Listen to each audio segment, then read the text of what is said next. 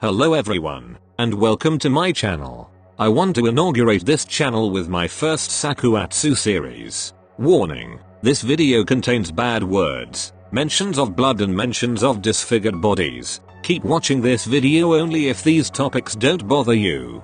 I remind you that this video is made for fun, the characters don't belong to me, and their characterization is out of character.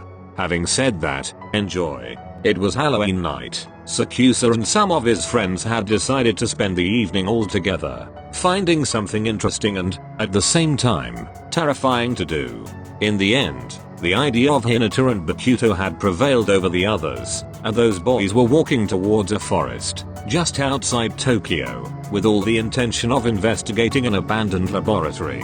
They were all already there, ready for that adventure in the woods. Only Sakusa and his cousin Komori were late, due to some family business. When they arrived at the meeting place, the two cousins noticed that their friends already seemed to be panicking, without even starting the evening. "Oh what's going on?" Bakuto suddenly raised his head from Akashi's shoulder, while Sakusa looked around, noticing the absence of Oikura and Iwaizumi. Toru and Hajime went for a ride around the forest, but more than an hour has passed and they haven't returned yet. They may have been lost. Did you go looking for them? Akashi shook his head, while his grip on Bakuto's hand grew stronger and stronger. "We tried screaming their names, but we got no response. Maybe we should really go find them.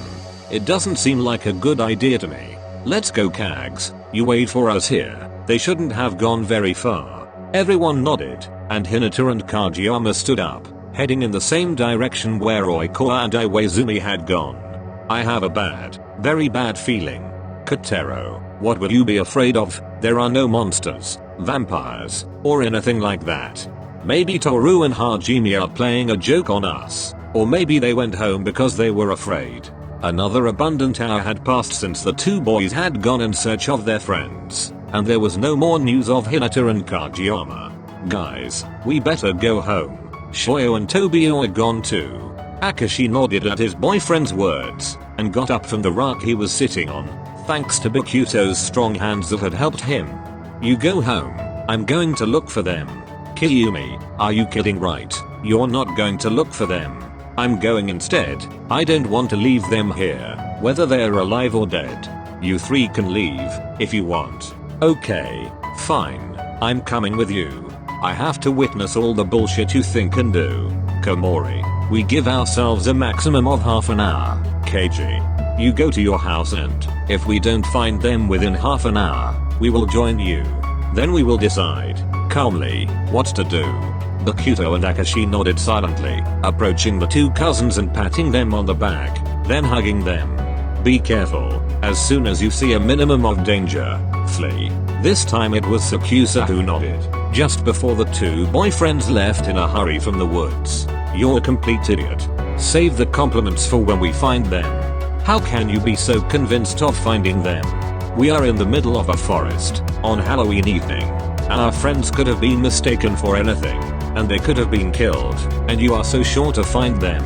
Sakusa and Komori started walking towards where Hinata and Kageyama had headed when they went to look for Oikura and Iwaizumi, while the two cousins were still arguing about how stupid Sakusa's idea was. Their discussion stopped abruptly when they heard the leaves of the bushes around them move, and create a terrifying sound, followed by the sound of some feet that seemed to run in the dark of the woods. After an abundant 20 minutes, wasted in the search for those four friends of theirs who seemed to have vanished into thin air, not to say that, most likely, they were dead, Komori stopped behind Sakusa.